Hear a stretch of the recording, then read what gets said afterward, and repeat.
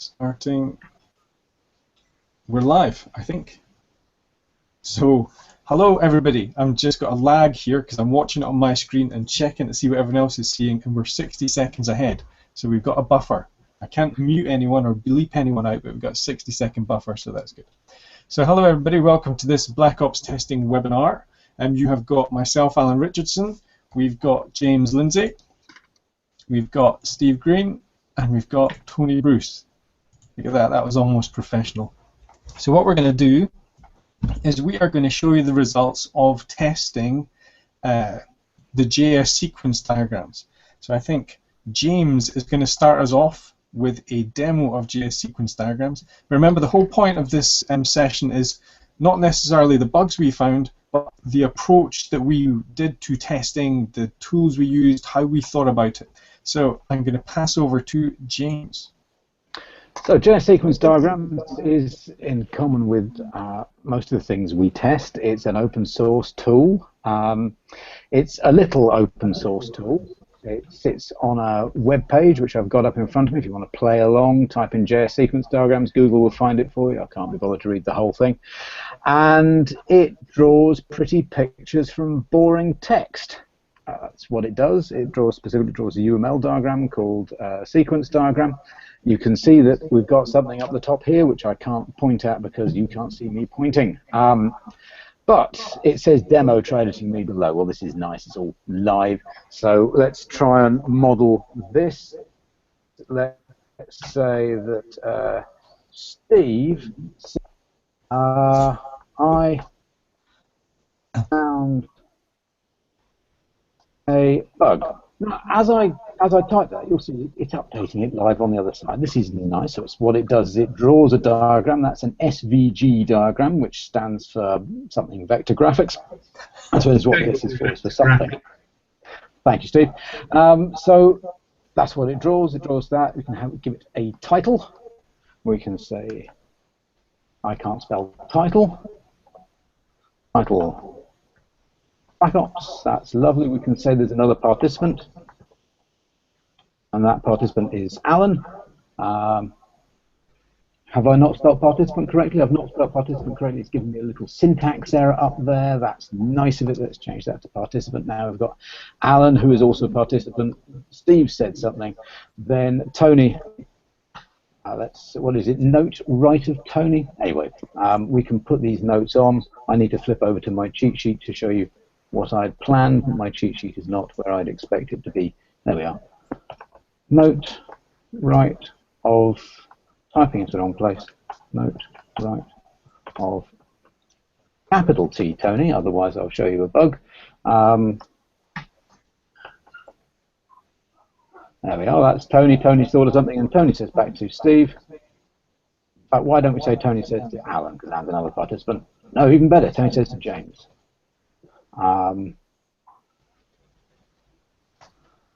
There's a bug. So that's all lovely. That's what it does, is a sequence of interactions. As you type in, things happen. I went into this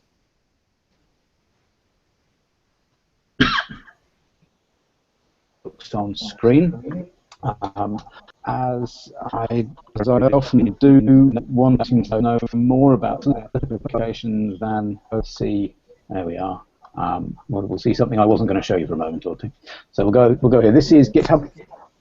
GitHub has got all the code in there. There's some very simple file structure. There's a bunch of files in source and another bunch of files in test. Well, that would always attract us as testers. So what's in our test directory? We've got a thing called test.html. If I go into there and it happens to be working, this is a place where I can play around, as I was listening to put a spare other note of a test, because we are, and it draws it. Now we've got two because it kept the older one. We'll see what we're doing. This is an exploration environment, if you like. And we've also got a QUnit.html. Now QUnit.html is generated when you run the tests. There are lots of tests involved in this, and I've run them. So this is what my QUnit test suite looks like. It's telling me it completed 240 assertions in 37 milliseconds, 2 things failed, and we'll come back to that. So I had a look through the tests, I had a look at the application, and I played with it for a bit. That was what I did. I noticed there were 4 open bugs, which isn't very many. They informed me of some things. They were also very diverse, so I got an idea of how people were using it and what that it wasn't just being found in one way. 9 closed bugs, so the 4 open bugs, the 9 closed bugs. It's not a very active project, but clearly there's stuff going on it. I tootled around with the tests for a while, and I tootled around with playing with it for a while, and I found it difficult to use in some ways because it didn't always give me what I expected. My use case for this is sitting thinking to myself, somebody is going to play with this tool with somebody next to them, and they're going to be writing stuff in and looking and seeing what has changed. So communicating with each other via the medium of a diagram that is drawn from text. So you've always got the text representation, and then you've got the diagram to give you a different perspective. It struck me as it was a communications tool, and I wasn't always able to make it do what I wanted to do. But while messing around with that, and certainly having thought about the coverage that the tests were, I wanted to play with notes and participants. And pretty much the second or third thing I did was to, I'll go back to share my screen for a moment. Let's go back to sharing that again. So we go over to, this is back to the live site. I found a bug. I thought, yay, I found a bug. First thing I do, second thing I do is to find a bug. Here is, if you like, the minimal set of that bug. I managed to type over my minimal set, so just a second while I undo it and get my cheat sheet back. Oh, my cheat sheet is gone. Let's see if I can remember. So I will say note over AB. Now that note over AB is going to say note, and that's a nice thing. We see that makes sense. It's a note over A and B. Now if I go, do you think you're sharing your screen? Yeah, I hope I'm sharing my screen. I'm clearly not sharing my screen. Let me share my screen now, because thank you very much, Alan. That's why you do these things with other people, because obviously there's a minute's delay. The guy on the queue can't tell. Draw your attention then to this first line that says note over AB. It says notes. The second thing I did was, well, what happens if I reverse those two? Note over special trick here, not to do with the bug, but to do with what's going on in the application. If I do notes over B and A, can you see what the problem is there? The second note looks smaller than the first note. Now that's a minimal set. I found it in a few different situations. I start off, I think, with 3, and we work down to that minimal set. And a piece of me said, I think that this might be easy to see code. So I went into the code. I won't show you what I did because I'll have to get a couple of things up. And I did a grep for notes, and I found that there was only a few places where notes were dealt with. I played around with those, and I found where the code was in about 5 minutes, which was nice. So what's happening is that rather than taking when it's drawing the dimensions of that box, rather than padding it out based on the leftmost and rightmost box, it's padding it out based on which box is described first and which box is described second. So this box N2 isn't drawn from left to right, it's drawn from right to left, and so the padding works the wrong way. That's fixable. And so I fixed it. And I did something that we've not done before in Black Ops. I logged a bug. So there we are, issues. We'll look in. Can you still see my screen? I'm hoping you can. Yep. Okay, so closed issues. How do I find closed issues? They're down here somewhere. I've lost it. I will have to do a filter. If we look for things, which I'm sure you'd find, you can find my bug. The other thing you can do is look at the pull requests, and you'll be listed, and then you can click on the bug part of it. Did you close it already? You're looking at open issues. Did you close it already? Yes. Having fixed it, well, I didn't close it. The project owner closed it. Having fixed it, I then sent a pull request. It was incorporated into the project, and the whole process was done in about 30 minutes or so. So if I go back over to where I was, this is my own running version, and we see whether we do the same thing here. So I go note over A, comma B. You're going to work for me. You're not going to work for me, are you? Because I've spelt something wrong. I've not put a colon on there. There we are. Note over B, comma A. Yay, that one works. It's a different thing. So I wanted to rejoice. So that was, I have to say, we didn't stop there because it's a pleasant thing to play with. It gives you interesting ideas about what's going on. So, as is my wont, a while later, I pasted in something a bit large to see what it would do, and the thing that I corrected earlier on has unfortunately overwritten the thing I was about to use to show you what I was going to do, which is a generated bit of data, and should be in there. But I've lost it, which is a great shame, because I can't regenerate it. I will switch over to show you what turned up. I wrote something that said, okay, I'm going to do lots of note overs, and I'm going to say my note goes over column A and B, column A and C, column A and D, and so that would make an awful lot of notes going down and loads of notes going sideways. I'll share the next bit with you, and you can see what that looked like. And I will set up the data when I come back. Sorry, I'll set up the data shortly. We can see it should we need to. I need to go to there. I need to stop my screen sharing. I need to reshare the screen, and I need to share this thing here. Can we see that yet? People say yes, James. Yes, James. So this was the SVG that was produced, which looks relatively sane for the first few notes, although you can see that there are some interestingly curvy lines going on as we go vertically. But more interesting as we go horizontally, those interestingly curvy lines start making those boxes look a bit difficult. It's certainly an obvious problem. I don't think it's a terribly big problem because I don't see there being many diagrams this big. But once you get down to maybe spanning more than 10 or so rows, you start to lose your boxes and things look a bit strange. So that was the second problem I found. Third was you can choose to look at these things as either, and again I need to go back to show you a different bit of screen sharing here. Do the right thing. Have I mentioned that I hate using Chrome? There we are. So now I think we can see this. If we go to have a look at what that diagram looks like, oh, there we are. That's how it looks without all the nice wavy lines. So that bug we saw with the wavy lines, well, that doesn't exist, but that then exposed a third bug, which is, I don't know if you can see from there, but notes is not filled in. That box isn't filled. It is filled in hand-drawn.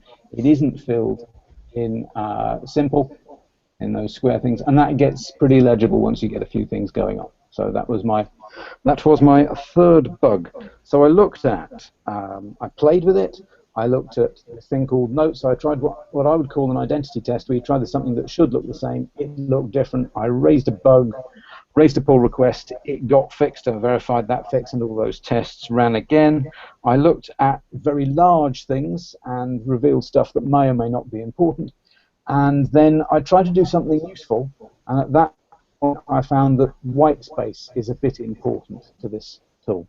And at that point, I think we are about at time for me, and my guess is Alan and Tony, Steve and Tony and Alan, have got some interesting stuff to say about everything else that's gone on. So who shall I switch back to? Pick someone that's muted. Steve, go on to Steve. Let's see what Steve's got. So what is slightly different? Yeah, what's slightly different this time is we haven't really prepped what everyone's going to say, so we don't know what Steve's going to say. This is so exciting. No idea. Yeah, it's good. And neither do I. So we'll just launch straight in. Sadly, James has already talked about all the bugs that I found, so I'll just waffle for a quarter of an hour.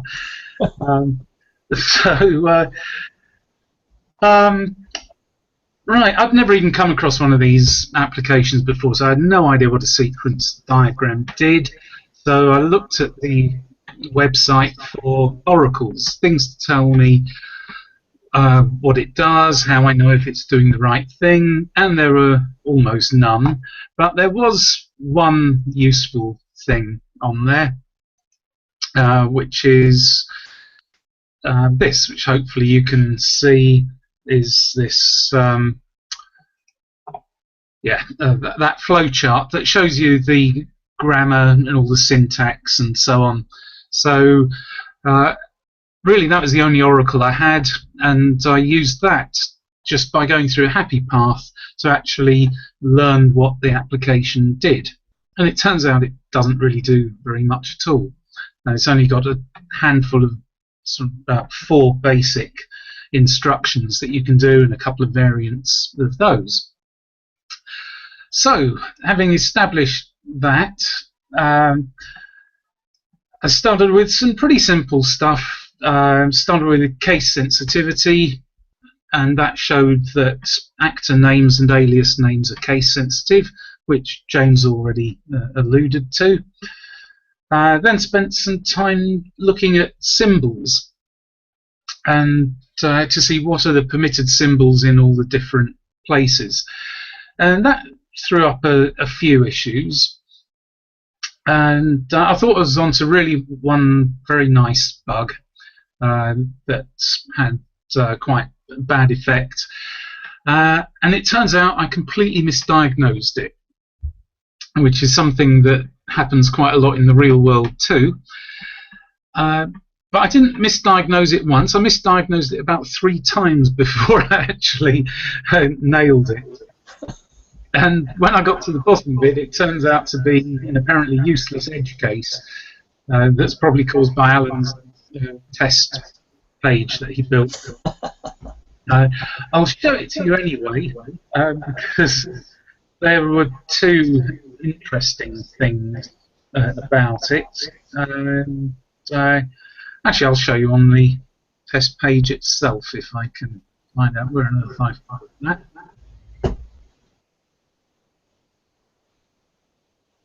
So, I'm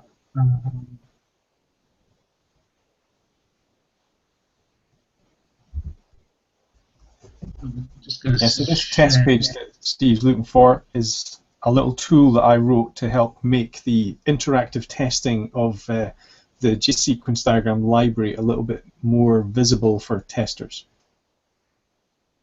Are you ready, Steve? Yes, I am. Excellent. Hopefully you should see now a text area where we type our stuff, and so I'm going to start off by typing a very simple message from one actor to another. Steve, are you buying a cauldron? Oh yeah. Yes, it's our office manager's birthday. She's better be careful what I say about her, but you can probably guess. Get rid of that. Since hopefully all our staff are watching, I hope Adrian's not. So it was either that or a broomstick. So the first time I do this command or instruction, it does what you'd expect. It creates 2 actors, A and B, and sends a message C from one to the other. If I click the render it button again, everything breaks. So we get this blank thing where the results should be, and down in the history section, for some reason the hand-drawn one displays correctly and the simple one doesn't. So I got all very excited about this, and after a whole load of diagnosis, it turned out that there were 2 relevant things to it. One is it doesn't happen the first time you do it. You have to repeat the action. And the second thing, it only happens if you have a single instruction in there. If you have 2 lines of code in there, it doesn't happen. So the chance of ever hitting that bug is pretty small. Plus, it could be a bug in my app, because I've only used that on Chrome, and I've just repeated that on my machine in Chrome, and it doesn't happen. So it might be a Firefox thing. Right, and this is something that we've experienced, in fact, both ways round, where we've seen bugs on Chrome that don't occur in Firefox, and here's something that happens in Firefox and doesn't happen on Chrome. And furthermore, we've seen things that happen in one test page and not another test page. So we need to be quite specific when we're reporting bugs about what the environment is. We're also going to need to be careful because, well, not careful, but aware of what system the bug is in, because it draws using a library called Raphael. And as you can see from varying the style, clearly you can draw it in lots of different ways. Raphael is doing most of the rendering to screen. So although clearly it's a bug in the system, there are questions as to whether you might be diagnosing that bug in the piece of delivered software or in the Raphael library that lies alongside it. There was also a note in the issues to actually look at Raphael, because they might change using Raphael to something else. I forgot what one of the options was, but they're looking at changing Raphael as well. Right. So I think that one's pretty much down to my code not working in Firefox, Steve. Ah, right, okay. So moving on, looking at this diagram, we can see that there are various symbols in there, commas, colons, and so on. So I was expecting to see some issues when I started putting those in as data, and sure enough, you do, but they're not handled very nicely. So, for instance, if I'll just refresh that and clear it all. If I type in participant A-B, for instance, to create someone called A-B, you get a parse error. In fact, in all the testing I did, I only found one error that was actually handled nicely and gave a sort of plain English error message. All the other errors resulted in this incomprehensible stuff. And it turned out, as expected, if you put a hyphen, colon, comma, or right-angled bracket anywhere in an actor name, alias name, then you get this error. Similarly, if you put a hash in the title, note, or actor-to-actor message, then the both the hash and any subsequent text don't display. So if I do, say, title diagram number 1, then it throws away the hash and everything after it. That's because you've just added an inline comment. So, right. So is that famously obscure way of putting a comment in with a hash?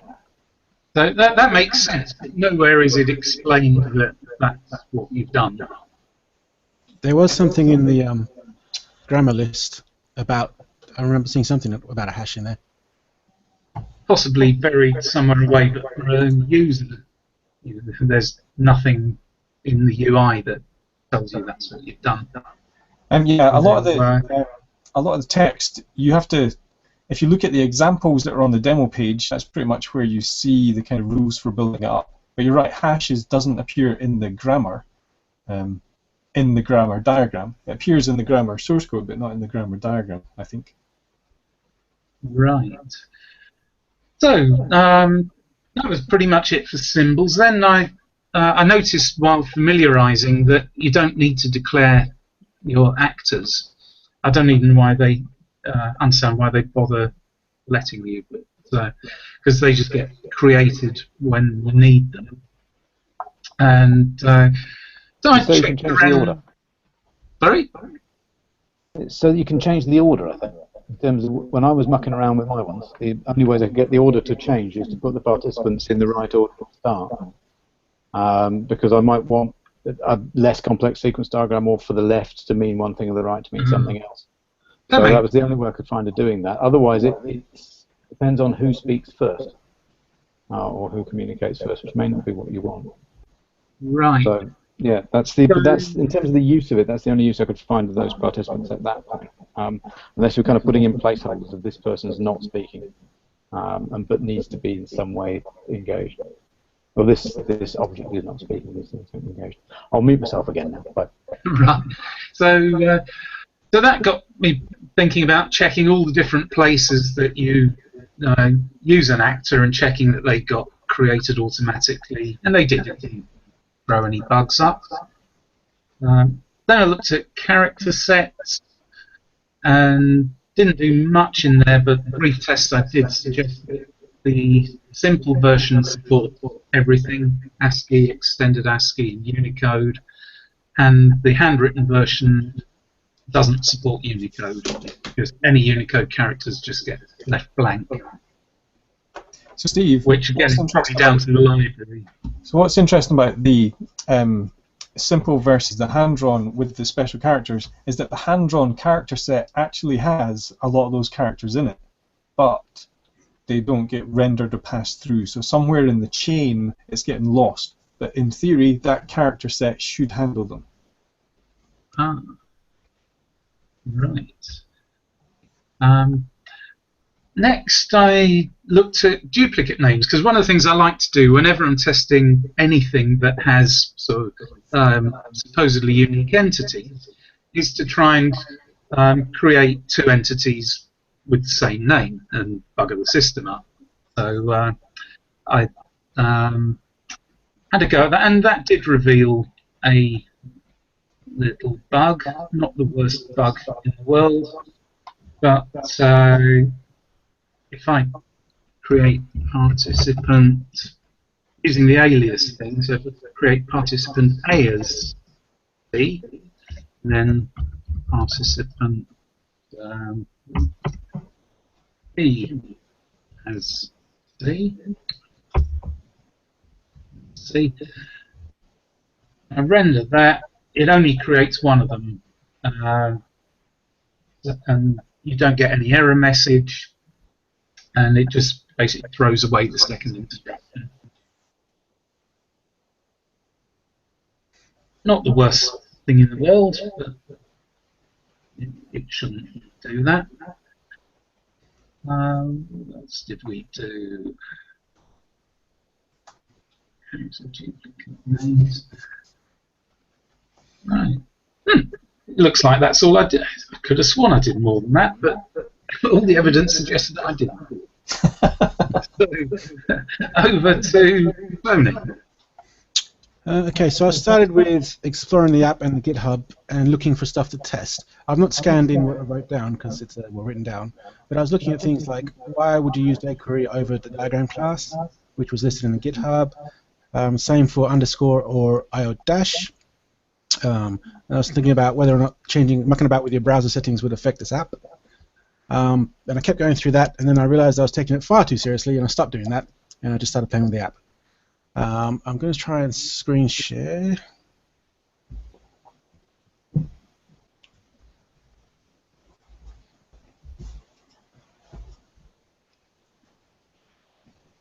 Okay, you should see a document up on the screen now. Hopefully it's readable. If not, shout out. So I started with the first demo on the demo page, and I'm pretty much stuck with that. I just found lots of little things that just kept me interested and kept going.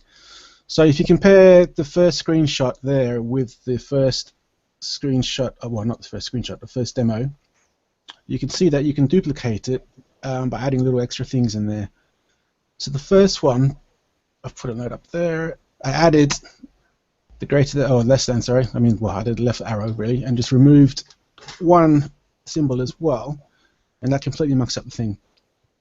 So I basically just focus on trying to make unusable diagrams. A couple of other things I found were that you can do something like this. I won't go through each step, but basically it was adding different symbols or removing symbols.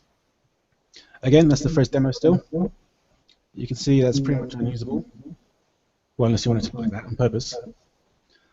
I moved on and started playing around with the title and got us to do things like that, which hopefully you can see all right. I used a lot of white space. So what I did with the title was add a lot of white space and put in a random character. And I moved down. I think I know what that is, Tony. That's, Yep. There's an amplitude problem with the wiggly lines, and the wiggly line amplitude is related to how long the line is. And so Yeah, if you have a really long line, it starts to cross over. Yeah, it doesn't do this with a simple diagram. It only does this with a hand-drawn. So got that, and the next one, and these are just marking about adding a character or removing some white space.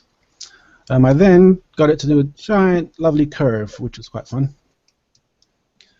That I need to try and replicate again because I've not been able to do it since. But I will have another play around tonight. Yeah, I found that you can do all these weird things and duplications. And I could have screened a video as well. I'll try and do that. I'm going to stop sharing for 1 second. Alan, if you could mute your thing, I'd be able to see Tony's. Ah, Tony's back now. Sorry. Kept flipping over to your screen.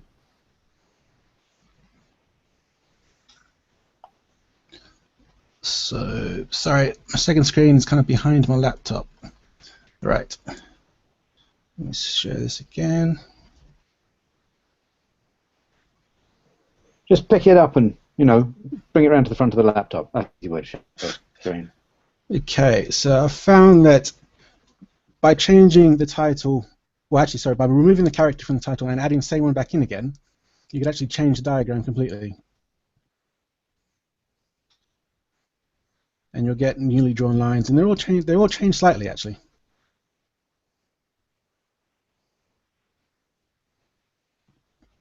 And that was literally the same character in the same spot. Remove, put back, remove, put back. Let's close that. I'm going to stop sharing for 1 second again. And where was this other thing?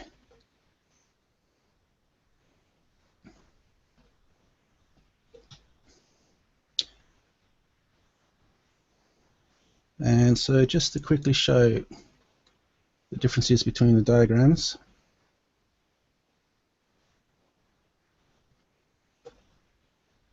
Or not, why is this not letting me do this now?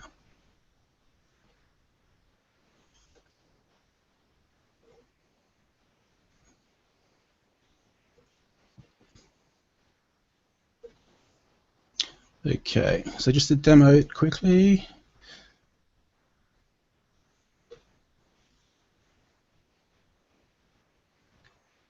That is not showing both browsers. Never mind, I was going to demo just what a few characters could do to the diagram. So on the bottom half should be the original diagram, but it's not showing up. So let's scratch that. But essentially, adding a few characters or removing a few characters could really mess up your diagram. I'll show you one more thing actually while I'm here. Let's stop again for a second.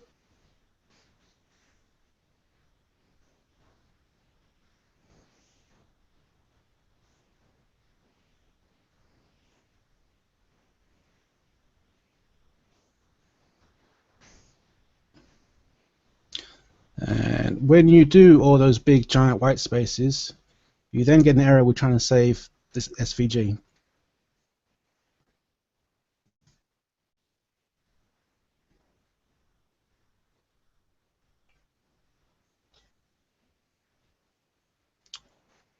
Okay.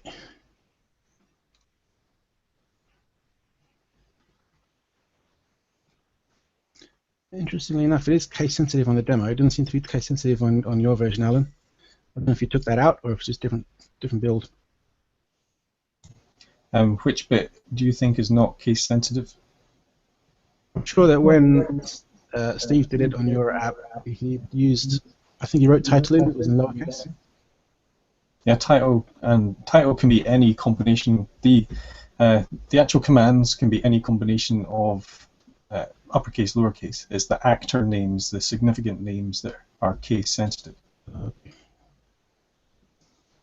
Oh, this is not going to work. Are you supposed to be sharing your screen? I'm trying to bring it up first. While Tony's sorting himself out, have we talked about trailing spaces yet? Have we talked about what? Going to bed. We talked about trailing spaces in difficult those courses. Because if Tony's getting himself sorted out, we've got that one we can go to if we've not talked about it. Yep, go for it. Okay. So one of the problems I found fairly frequently was that when trying to create something useful, I had two participants with the same name. I'll go over and share my. Hopefully more successfully than Tony, because I'm not properly prepped for this. And that is the screen I want to share. Can you see my screen? I hope so.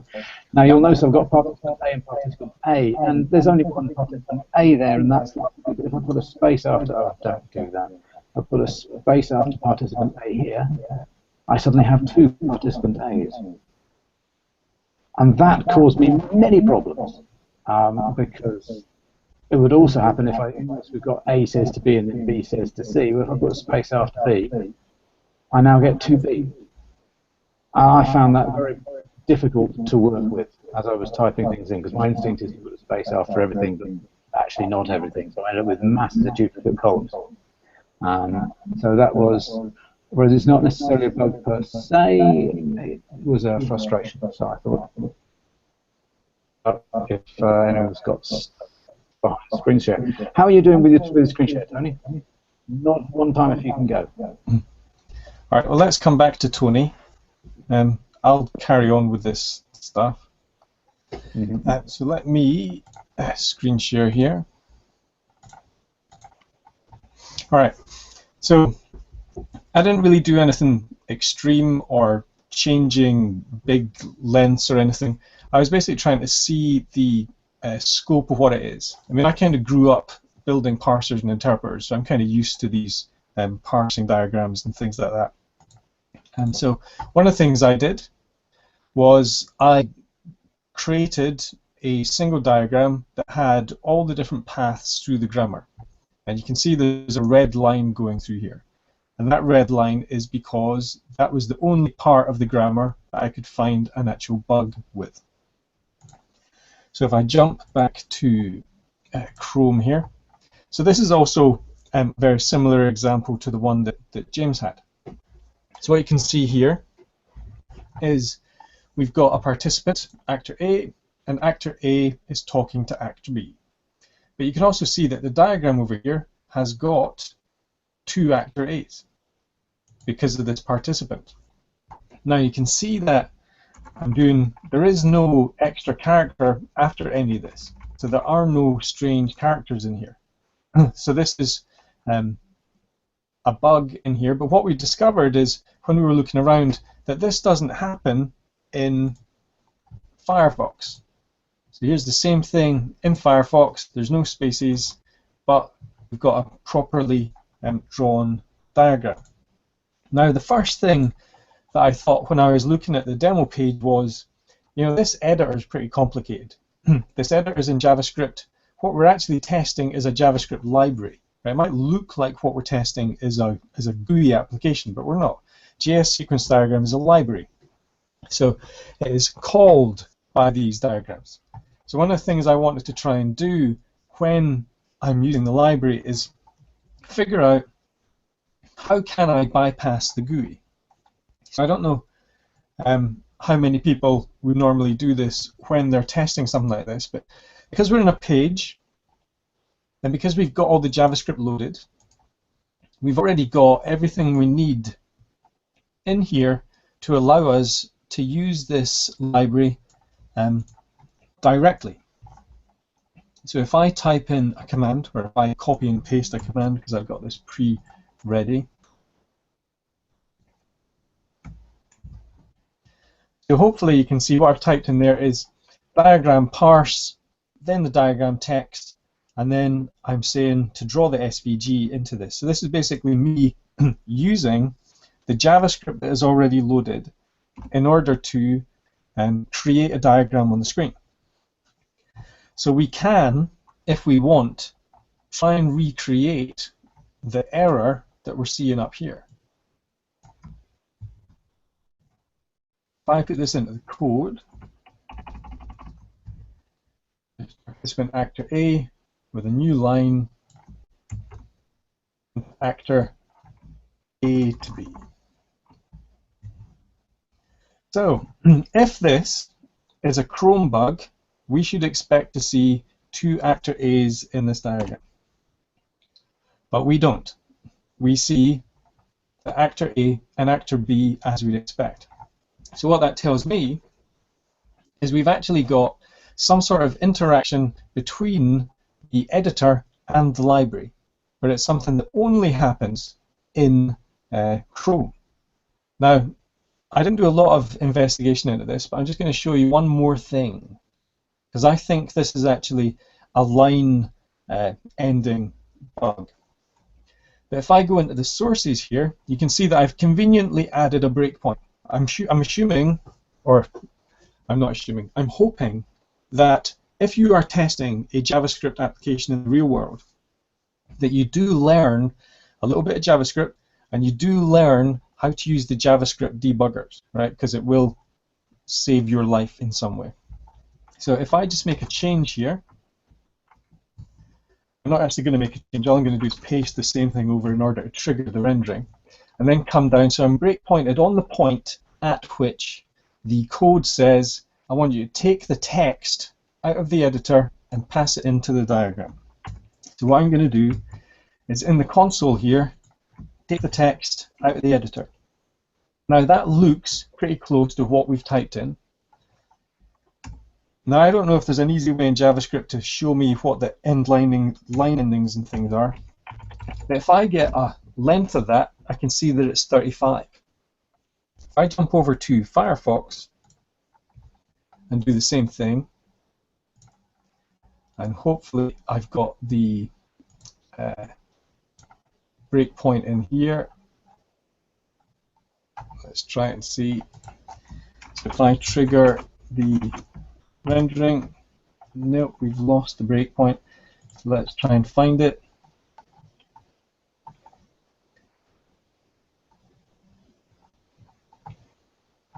There we go.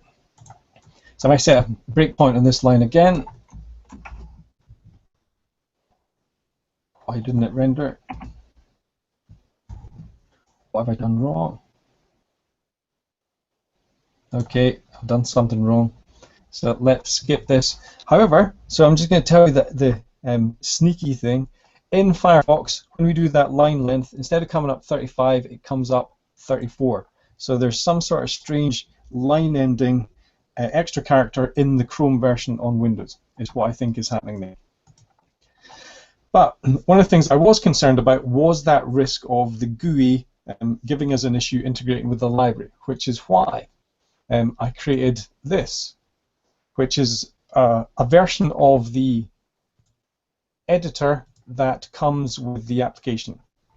You can see that what it does is it gives me a history at the bottom. Steve already showed you this, but Steve showed you this in Firefox, and you'll notice a subtle difference between the Chrome version and the Firefox one, and the difference is the Chrome version actually shows you the text that I typed in. I don't know how you could possibly test without that, Steve, to be honest. You're in mute. You can't answer me back if you're in mute. That's the good thing. Now, what I found was, the reason I built this is that, you see, when we're doing our main GUI, we have to switch between simple and hand-drawn. Now, for me, when I'm testing this interactively, that was a pain. So the version that I've got, you type in the diagram once, there's no fancy editor here, and it shows you both versions. And it means it maintains a history of what we've typed in with the commands. So for me, that was particularly useful when I was testing. Clearly, it was no use to Steve because it only runs under Chrome, but I was only testing under Chrome, so that was fine. Now, the other thing that I did, I found that, see, I had worked out that this is a comment which Steve didn't quite pick up on. But so the benefit for me was, in the notes that I was making, I could actually annotate things with, let's find some notes. I jump through here.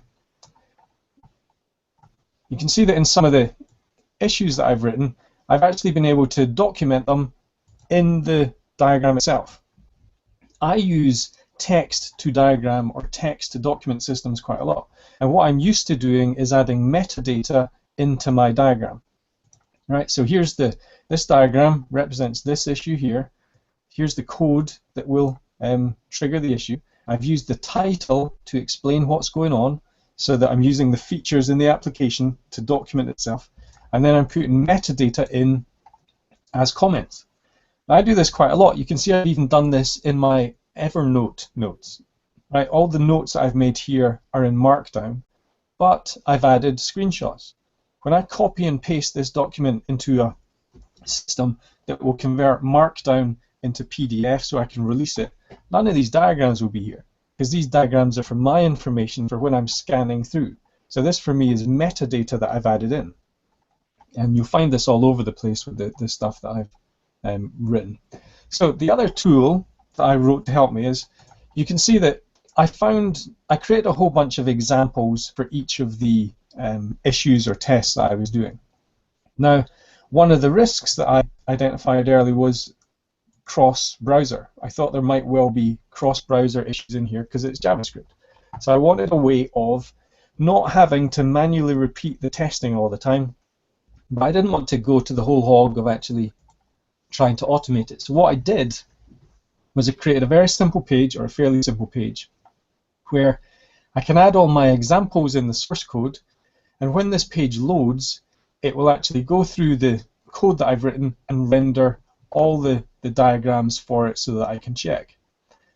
So this is where we'll see some of the issues. So we were talking about the character set issues earlier on. So you can see here that I've put in the backslash, and it comes up in simple, but in the hand-drawn, it comes through as a forward slash. Now there's a whole bunch of character encoding issues like that. I have no idea whether it's the text file, whether it's the HTML, whether I should be putting encoding on the HTML, whatever it is. If we have a quick look at the source code that's driving this, so you see with this application, I put all the diagrams in just as text areas, and then I've got some JavaScript at the bottom that parses over this to create it. But you can see that this diagram here actually has all the Unicode symbols in there. And I picked these up from the website that the font is from. The font is actually a public domain font that is used and documented on the website. So I just went through all the characters in the font to see what would render. And you can see that it doesn't render particularly well in this cross-browser application I've done. Right? That's horrible. That's not even what you can see in the source code. But if I put it into the main window, then you see, if I just copy and paste this, this is the benefit of this. The hard part is I'm working on 3 windows and switching between them. So if I put this in here, then you can see that it's actually taken the proper Unicode characters and not the nonsense that was in the text file. If I go into hand-drawn, none of this stuff is actually showing through. Even though these characters are in the font, and that's where I got that information from. But the whole point of this page is that I could do this cross-browser. I can load this page in and see whether there's any rendering issues in here. So is there anything important in here? I mean, really, we could go through the issues, but it's not really that important. What's important here is that I want the ability to test this cross-browser without a lot of hassle, so I've written this page. Now, as I was doing the testing here, a little tool came through in my news feed called Browse-em-all.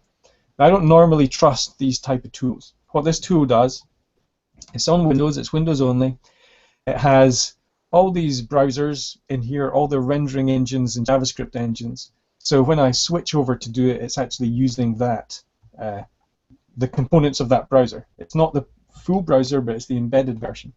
So you can see this is the diagram that has the Chrome bug. And this is it running under Chrome. And over here we've got it running Firefox, and it doesn't show up. So I'm not entirely sure whether I would completely trust the tool or not. And you can see I'm still in trial license. I haven't determined whether this is something I will use or not. But having the ability to switch between rendering issues, rendering implementations might be an important thing to do in your cross-browser testing, because cross-browser testing can be a bit of a pain. And so you guys can evaluate this for yourself, see if it's any good to you or not, and just point that out because it came through in my newsfeed at the point that I was trying to do some cross-browser testing. So what else have we got? Let's look at my demo list. No, so that's pretty much everything I think I was going to show you fairly quickly. Let me jump out of screen sharing mode. Hello. Right. So everyone can unmute now. And I would like to know, because I use these tools all the time. I use GraphViz for creating diagrams, and I'm used to adding comments and metadata in those diagrams because I can track over time, and I can version control the diagrams, and because it's text, it's easy to diff. And you can actually see that most of the writing that I do is in Markdown. But I'm used to, in fact, I'm going to show you one more thing. Right, I'm going to show you this. One of the things I use is Markdown, and there's a particularly useful online system called Dillinger.io where I paste my Markdown in this side, and it gives me a nicely rendered HTML version over this side, and I can export it as PDF or HTML. And so a lot of the people that I work with will be kind of used to seeing reports in this format, fairly simple ad hoc report, because I write most of my stuff in Markdown.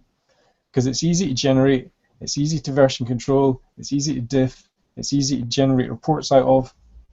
It's easy for me to throw up into LeanPub and stick into a bigger publication if I need to. So I'm kind of used to working from text and moving into different visualizations. Is that something that you guys use? I'm sort of moving between Omni Outliner and Scrivener with moments in and out of something called Tinderbox. Partly because I like to play with my formatting. I like the formatting to mean things. Now, I could go into Markdown, that would make more sense because I could diff it, and that would open up some things for me. But I think I would be frustrated at not being able to close things down, because I'm fairly sure you can't. Markdown doesn't give you dynamic folding. You can't. I don't know how Dillinger works, but I'm not sure of anything in Markdown which lets me say I'd like to see this or not see this. I'd like to minimize it. So no, if it does, then that's good for me. So you'd need to use a Markdown editor that supported that if you wanted to use that. But no, that's not a feature of Markdown, because Markdown's just text. So, yeah. So that's something that I use all the time, is this focus defocus thing. And again, moving into something a bit more complex, like a lot more complex, like Tinderbox, because I can draw scribbly lines all over it. Because ultimately, what I'm moving away from is always handwriting, rather than moving towards using these things in lots of different circumstances. Because I find that my notes get pulled when I need to know about a test, but don't need to be archivable in that way. To have my OmniGraphal stuff, my Omni Outliner stuff searchable is just, that's all I need. I need text search rather than anything more sophisticated. Steve, I know you use Excel. Yeah, for my test coverage recording, Excel works for me.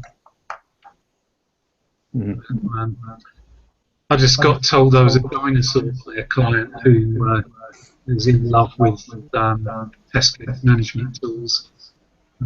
I had to bite my tongue on that. I'm not a fan of test case management tools. You guys are sounding quite echoey for some reason. I think it's because I've got a headphone.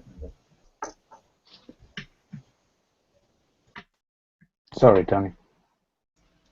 That was better. I understood that. But yeah, I just generally just use Notepad or something along those lines, or Word, and then sort it out later on. I haven't really done anything like you do, Alan, yet. Doesn't mean I won't, though. I can't think of anything more using Word. Brave man. Well, it's easy just to call it Word. Oh. It's not actually Word. Yeah. Well, so mostly if I'm using diagrams like this, I'll use GraphViz, because it's general purpose, and I tend to do lots of circles and lines type diagrams. But I mean, this JS sequence diagram does what it does it pretty well. You stick in the confines of the characters it can handle, and it makes a good job, and it's pretty fast. I quite like it. I'll probably, at some point, someone is going to see a sequence diagram from me. I'll probably use the simple format, because that's the kind of aesthetics I have, but it looks good.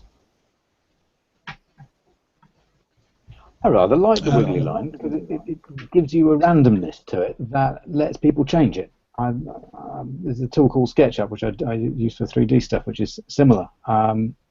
So I can see me using it when talking to people, but I can see the frustrations of having multiple columns of the same name because I've got some trading spaces, and the aliasing, the as seems to go round the wrong way, and case sensitivity when you don't quite want it.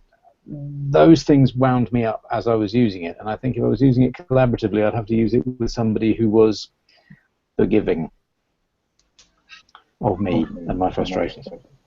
See, it's interesting. I don't imagine it being used collaboratively in the same way. I do imagine it being used iteratively, and I kind of imagine the collaboration being going away, speaking to someone, bringing my notes back, sticking them in as metadata, so I can say, Bob said this, and then represent that in the sequence diagram, so I've got a trace of it.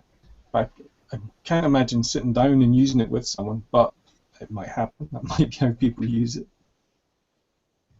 I did have a look at what's his name, Simon Ambler's thing on UML. He's one of the UML guys, and specifically on sequence diagrams. And he very, very quickly got into something that was much more sophisticated as a sequence diagram goes.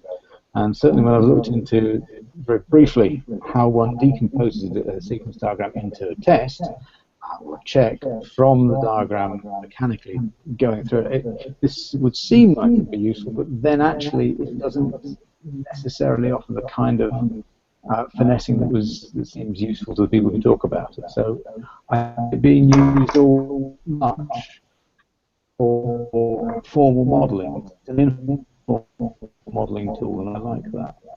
So what I think is interesting about this is, as soon as you get to the formal stuff, that's right. If I was going to use it for formal modeling, I would probably have the formal model in code as a kind of DSL, which would generate the diagram automatically. One of the things I like about these text to something else tools is that you can automatically generate the text a lot easier than you can the diagram, and then let another tool take over the load of laying it out. And then with a few extra parameters, you get a slightly different view of your diagram because it will choose different layout engines, things like that. And that's why people use that YGraph tool for graph drawing, YED, the YED tool, with all its different layouts, things like that. It's quite useful. So it's a nice little tool, fun thing to play with. It's got masses of existing tests, and it's got a play area. The developer is extremely responsive to logs making changes. It was a nice thing to work with. I'd consider it if I needed to draw myself a UML diagram. If I didn't want to do a pen and paper, but I wanted something that looked like I had. I think also with even a simple application like this, there's a lot to test, and there's quite a lot that you have to learn in order to be able to test it. So you have to increase your JavaScript knowledge because it's a library, essentially. It looks like we're testing a GUI, but it's actually a library, so we have to figure out how to drive libraries. Because it's a library, there's a lot of scope for generating lots of data, putting it through.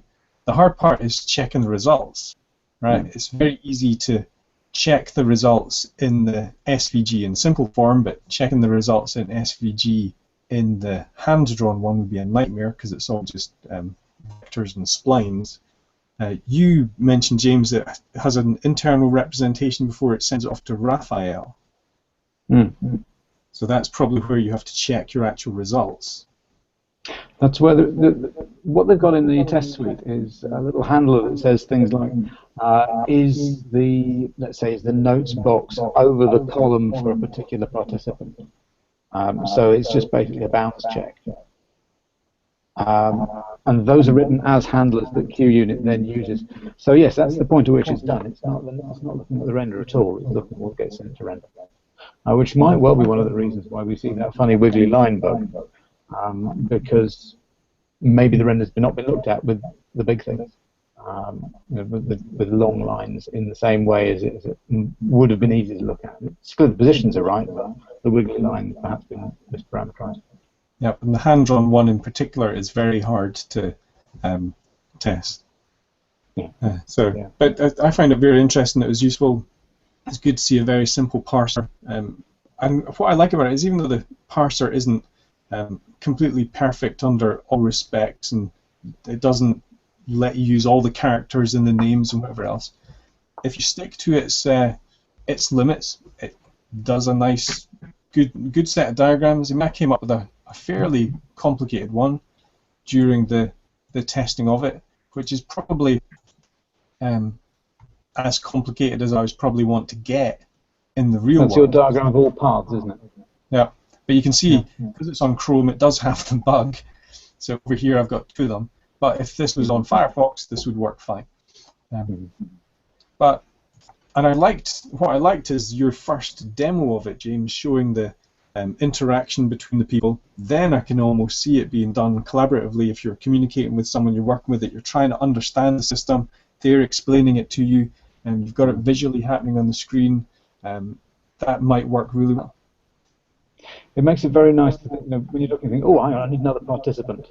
Oh, they've gone into the wrong sort of place because I know they're going to be talking to this person. So you do, because of that instant construction, it gives you instant feedback about what you're writing now. I liked that aspect of it, as I like all things that give me instant feedback. Oh, most. Cool.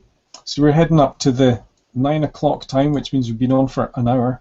Has anyone got anything else to mention other than? Yeah, I might show something quickly, actually. Yeah. I need to do a screen share again. I need to go and do 2-year-old things. I'll mute. So, did that show up? So that's one, so that's Chrome. So essentially, I've taken the same stuff that's in the editor and put it into Firefox. So I'm going to download the SVG in Chrome first. And that should hopefully display now. And because I've got the massive white space in the title, it still gives you the SVG, but you get this.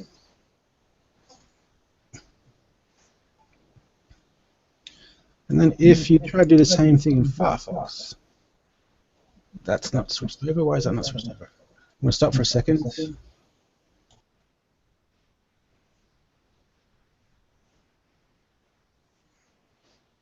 Okay, now we're on Firefox, do the same thing.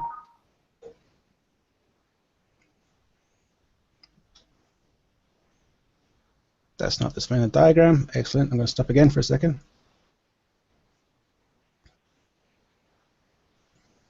And this is what you get when you download the SVG in Firefox. Same bit of stuff in the editors.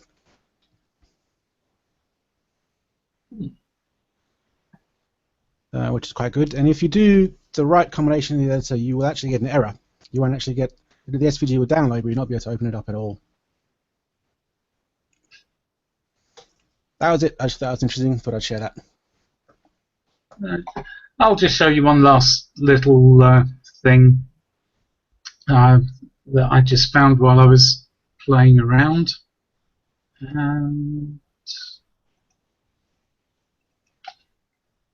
Okay, so we've got this participant A as C. So I've created an actor as an alias, and that works fine. I was just putting in some extra white space. Let's see what happens. So I've put now 2 spaces between as and the alias name,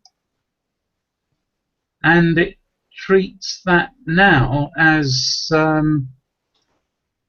it's not using the alias, it's creating an actor with that whole name. So I carried on putting some more white space in, and all that extra white space renders in the handwritten one and not in the simple one. So I've no idea if those are interesting or important issues, but there seem to be two separate things there that I hadn't noticed before.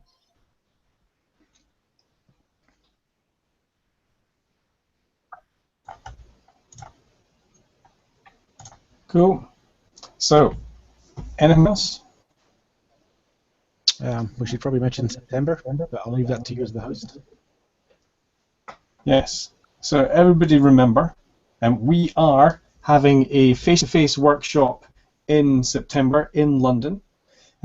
We still have a couple of early bird seats left. I'm not sure how many there are. I think there's about 3 left before we move on to the next pricing tier. There is an offer link in your webinar jam list somewhere. I think it's in the pop-ins. However, if you go on the Black Ops Testing website, you will see the links to the workshop. So it's kind of like the stuff we do here, but with a bigger system. Over the entire day, we will have tested it. We will find a system that has a good target with lots of things to learn. We will explain what we tested. Participants on the workshop will test it. We discuss what we find. We look at how we're doing it. We have different challenges built around it. We always learn a lot when we do this, which is why we take this public, because we know it's a good way for other people to learn as well.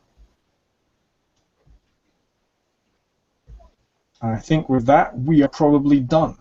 So check out the website for links to that, and that's blackopstesting.com. Hopefully James will fix it so it will stay up for the next week when the mad rush of people trying to buy tickets goes there. But thank you very much for your time. I will say bye-bye. Thanks, everyone. Bye-bye.